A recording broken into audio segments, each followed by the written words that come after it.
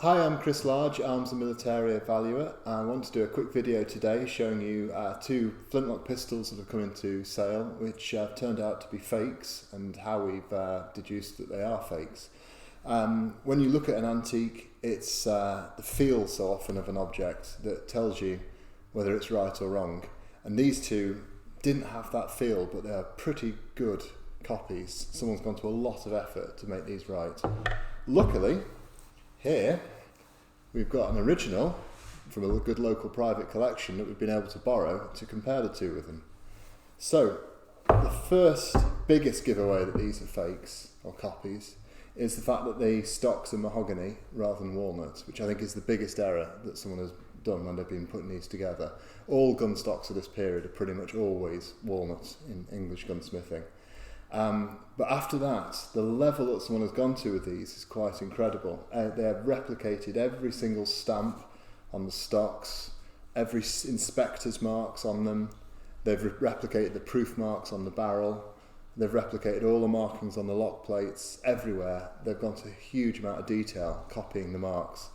The thing that so often gives copies away is the font. So if you look at the font of Tower, GR on the copy and compare it with the font of the original, you'll see there's a clear difference.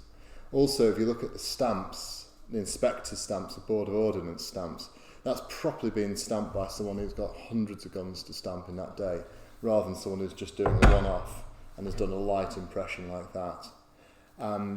Another giveaway is the way the stocks are carved.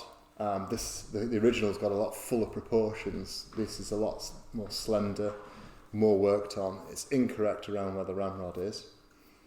Another giveaway is the brass work. If you look at this original and look how beaten that trigger guard is, this has been carried, it's been used, it's got all the signs of a gun that's 200 years old.